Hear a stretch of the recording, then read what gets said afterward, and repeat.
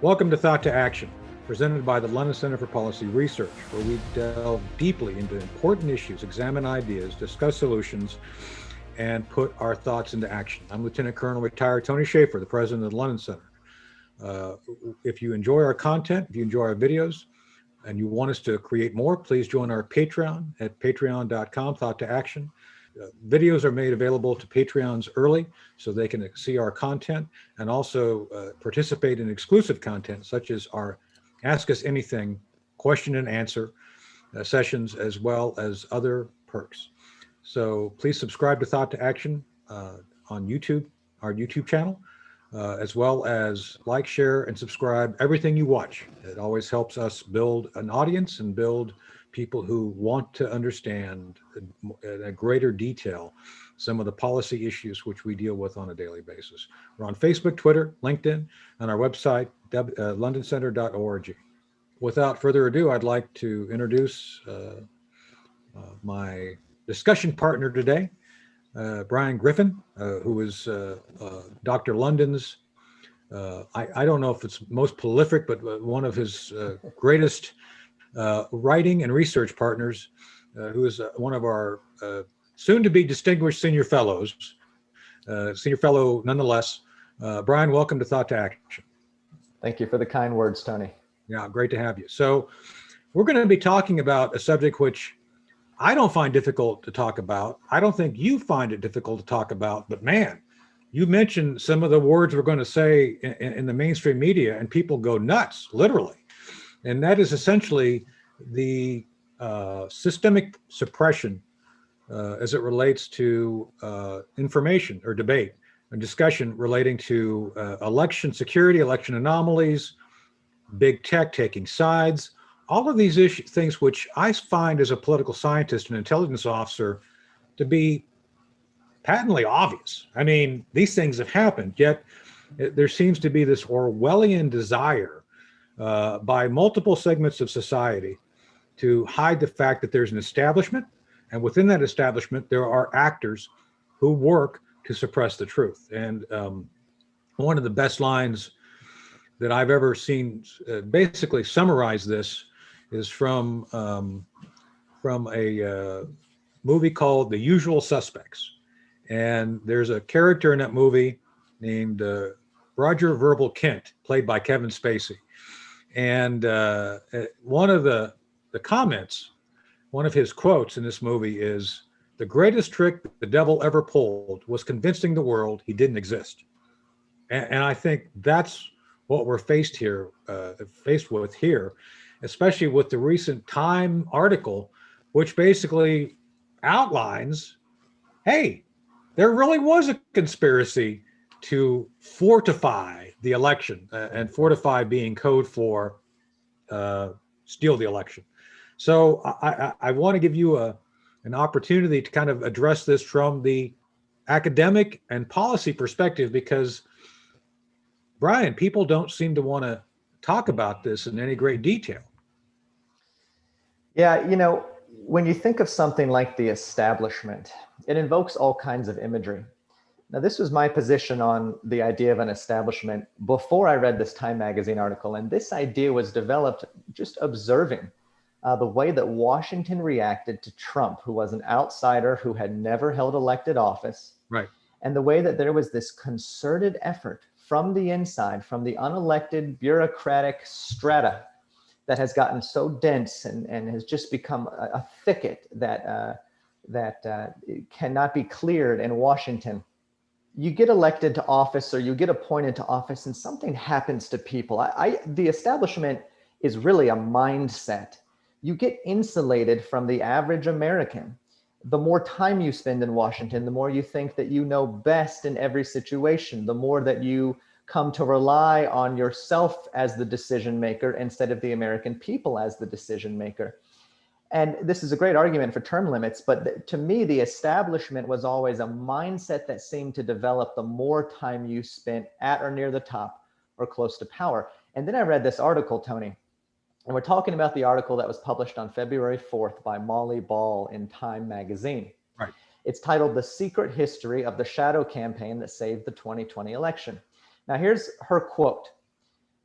Molly Ball writing this. There was a conspiracy unfolding behind the scenes. Forces of labor came together with forces of capital to keep the peace and oppose Trump's assault on democracy. And then she doubles down and says this: the handshake between business and labor was just one component of a vast cross-partisan campaign to protect the election, an extraordinary shadow effort dedicated not to winning the vote, but ensuring it would be free, fair, credible, and uncorrupted. So what that has led me to believe is that the establishment is, yes, indeed a mindset, but it also seems to be a bit more organized and real than we thought, and certainly than we were told, according to the narrative of the last 4 years, which is if you think there's an establishment, if you think there's a swamp, you're part of the fringe conspiracy theorists. Well, here they are bragging about the fact that this group of people existed.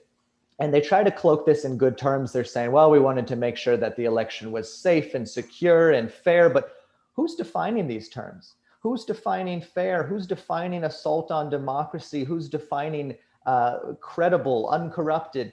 I mean, why are the decisions about these terms coming from a single source of people that we can't identify, but that exist?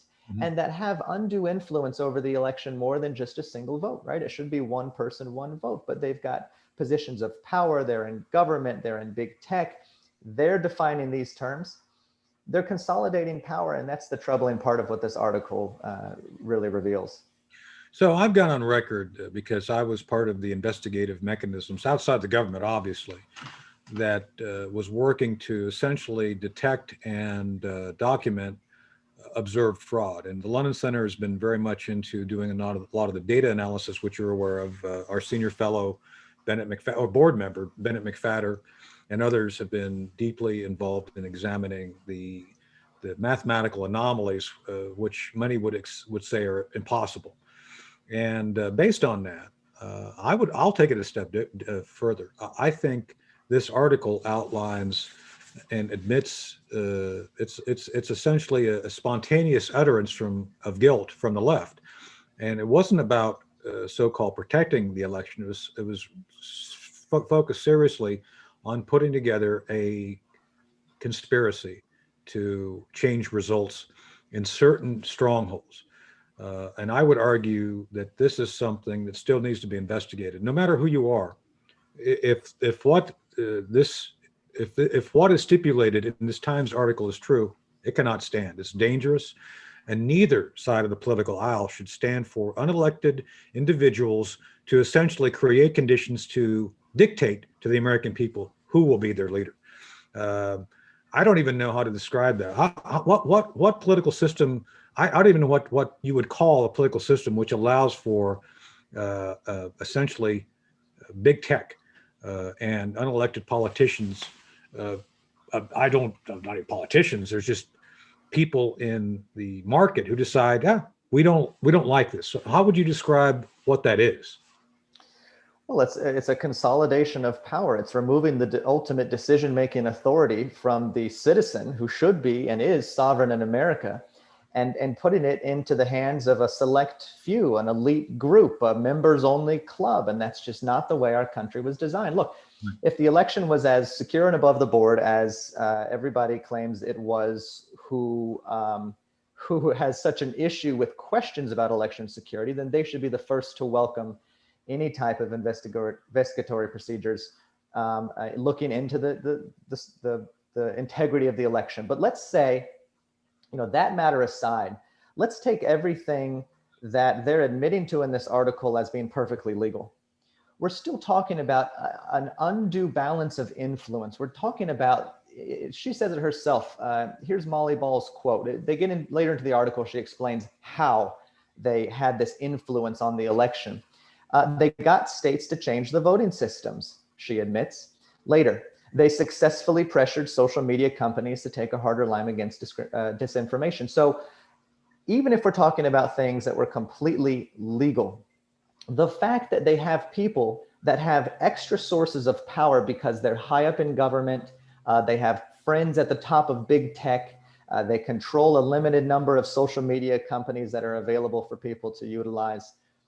they've just got this elite status that allowed them to utilize this influence in a way that not every American was able to do. And if they could recognize their own double standards, then it would seem that putting or basically an imbalance of power is a claim that they seem to have a problem with in this country. And yet when they exert it to their political ends, there's no issue. Right. And again, the question comes back to this: who's making the decision as to what's disinformation? Who's making the decision as to what information the public gets? Who's making the decision as to what is a sound, thing to say or not to say? I mean, the antidote to problematic speech is more free speech. It's never less. I'm very troubled by the way that objective terms, are getting redefined in political measures to be used by a certain side to achieve an agenda. And I think we're seeing all but an admission as to that is what happened here in this cycle. Fundamentally, what you're saying and what is obvious to me is she basically undermines her own position by confirming that there was a conspiracy, yet they went about convincing social media companies to suppress the idea there was a conspiracy. Is that correct? It's hard to follow the logic, I mean, but that sounds like a good summary. Yeah. No, we wanted to get rid of disinformation, but yes, we really did have this conspiracy. I mean, that's kind of what she's saying. Yeah, I mean, look, ultimately, I'm going to take it back to this. And this is the position I think the London Center stands behind. And this is the position I think that we have broad consensus for in America, cross-party. Decision-making should rest with the American citizen about who represents them in government, about their lives, the way that their money is spent, about the values that they ascribe to. The more decision-making power that individuals have, the better. And when this decision-making gets coerced away, when it gets taken and given to a group of people who are unelected, who have undue influence in the system, and who are trying to now decide what is and what isn't right for the country, what is and what isn't the president we should have or the direction our country should go in, there's a very big problem there because power becomes consolidated at the very top. Power consolidated at the top, government authority or otherwise, never good for people. So that's the issue. And I think that's what I think we have to face is that I do believe that the big tech, the big media, the big labor, despite the fact that big labor did not act in the best interest of its people, along with the traditional establishment, political establishment, worked to disenfranchise the American people from what I believe the Trump position was more populist than it was conservative. And I don't have any problem with that at all, because I think that's what the American people wanted. But Bryan, what you're saying essentially is the establishment was never going to allow the people, the individuals that I think that represent both left and right. They were never going to allow someone to be the leader who would benefit the individual over corporate America. Is that a good summary? Well, sure. Anything that threatens the establishment's control or the establishment's decision-making consolidation is a threat to the establishment. Yeah. Can't stand.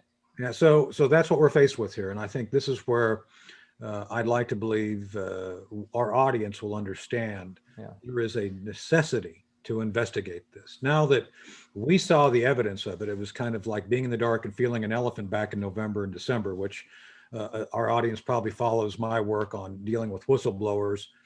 By the way, the audience may not fully understand the scope of that.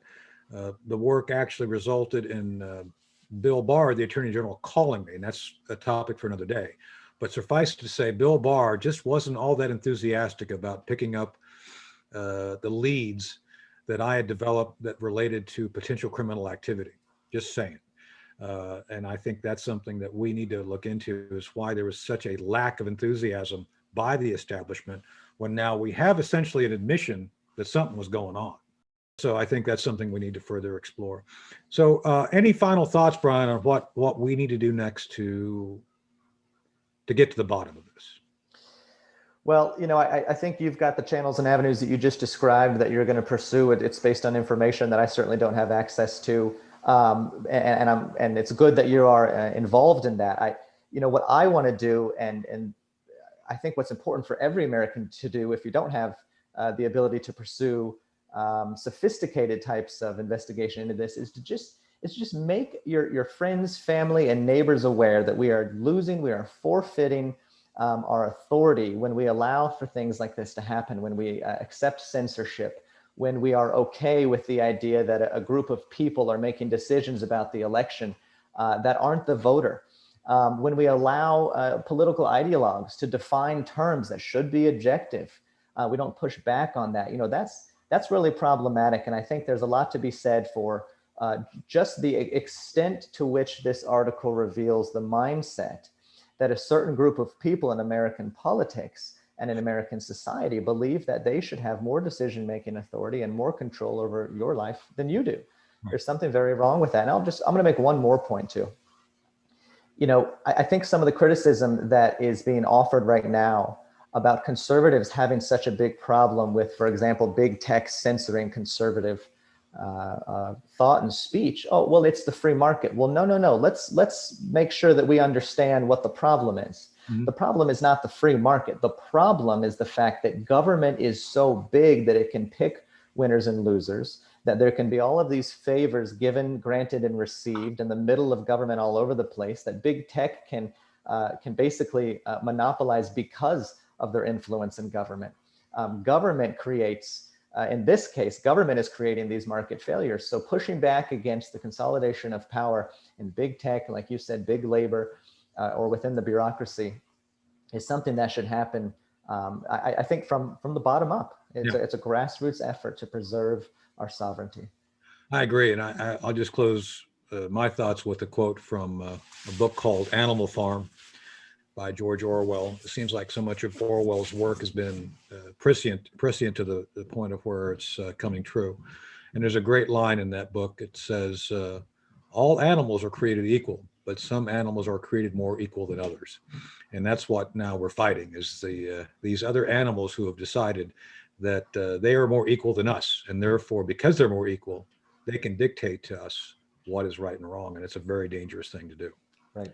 So, well, thank you, Bryan, for being here today. And thank you all for watching and listening to Thought to Action.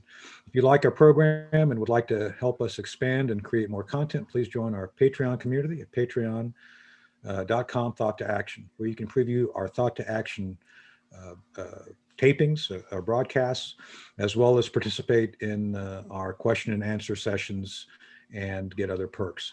Also, please subscribe to Thought to Action YouTube, our YouTube channel, as well as follow us, the London Center, on Twitter, Facebook, and LinkedIn, and through our website, londoncenter.org. Again, thanks you all for joining us today on this very important topic of essentially the establishment and where the establishment is going, and look for more content and discussions on this in the very near future. Bye for now.